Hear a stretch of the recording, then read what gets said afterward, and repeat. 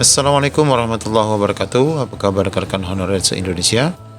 Di video kali ini kami akan memberikan dua kabar baik terkait rencana penghapusan honorer di tahun 2023. Semoga saja informasi ini akan menghilangkan was-was bagi rekan-rekan semua. Apa dua kabar baik itu? Ikuti video ini sampai selesai. Sebelum kita lanjutkan pada informasinya, kami akan bagi Bapak Ibu yang baru mampir di channel ini, pastikan meninggalkan jejak dengan menekan tombol subscribe dan nyalakan lonceng notifikasi. Nah, di sini Bapak Ibu kita akan menyampaikan dua kabar dari DPR, mungkin bikin honorer menjadi tenang dan hilang was-was. Ini tentu saja berkaitan dengan penghapusan honorer yang direncanakan akan dilakukan di tahun 2023, tepatnya di bulan November tahun ini. Ada dua kabar menarik terkait honorer yang disampaikan anggota Komisi 2 DPR RI, Hugua. Di mana kabar pertama yakni soal wacana penghapusan honorer. Menurut mantan Bupati Wakatobi 2 periode ini, dalam Undang-Undang Nomor 5 Tahun 2014 tentang ASN, tidak ada salah satu pasal dan ayat pun yang menyelipkan kata-kata penghapusan. Nah, ini kabar baik bagi rekan-rekan semua. Artinya kata Hugua, negara tidak melarang kepala daerah maupun instansi pusat merekrut tenaga honorer atau istilah lainnya sesuai kreativitas pimpinan instansi. Yang dilarang negara adalah merekrut tenaga honorer untuk kepentingan politik. Di mana ia mencontohkan karena bertujuan menang di pemilu, maka menjanjikan para pendukungnya untuk dijadikan honorer. Nah, ini adalah janji-janji politik yang biasa disampaikan.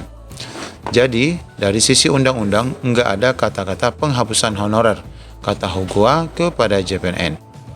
Kalau sekarang heboh dengan penghapusan honorer pada 28 November 2023, itu karena ada pasal PP nomor 49 tahun 2018 tentang manajemen P3K. Namun di dalam pasal itu juga tidak secara terang-benderang menyebutkan kata penghapusan.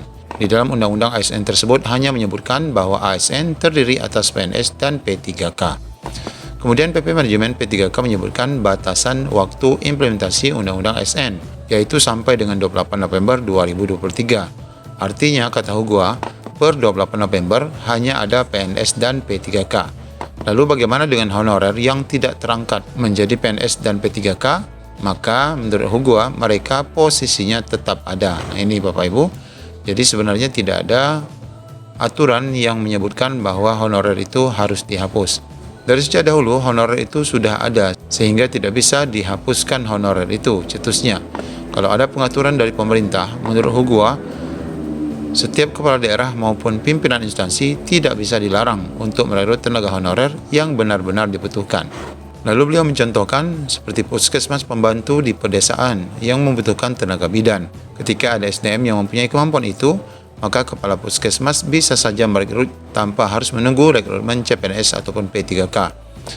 Lalu mengenai sikap sejumlah kepala daerah yang mulai memberhentikan honorer dengan alasan PP Manajemen P3K tadi, menurut Hugua itu terlalu berlebihan, sebab sampai saat ini belum ada instruksi penghapusan honorer tersebut. Nah, ini kita dapati beberapa daerah rekan-rekan kita sudah banyak yang dirumahkan. Bahkan di tahun 2023 ini ada rekan-rekan di daerahnya tidak lagi memperpanjang SK ataupun kontrak mereka.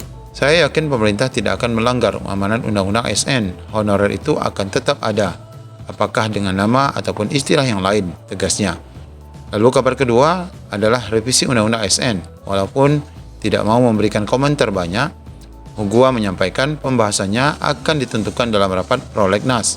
Namun menurut beliau sampai hari ini belum ada rapat penetapan Prolegnas tersebut. Saya juga menunggu-nunggu rapat Prolegnas ini, ucapnya.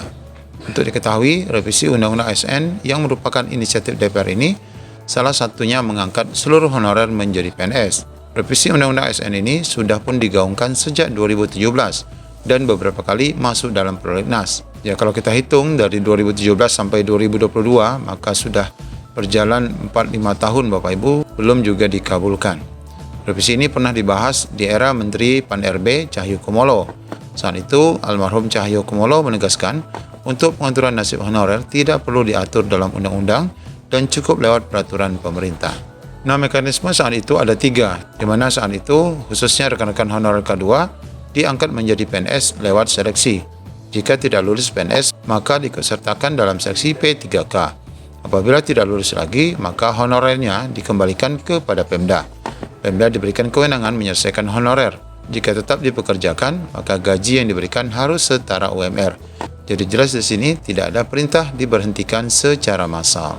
Nah, demikian Bapak Ibu dua kabar dari DPR yang mungkin bikin honorer tenang terkait penghapusan rekan-rekan pada tahun 2023, dan tentu saja kita masih menunggu regulasi dan menunggu kebijakan dari pemerintah. Barangkali dengan skema P3K model baru, rekan-rekan semua akan diperhatikan.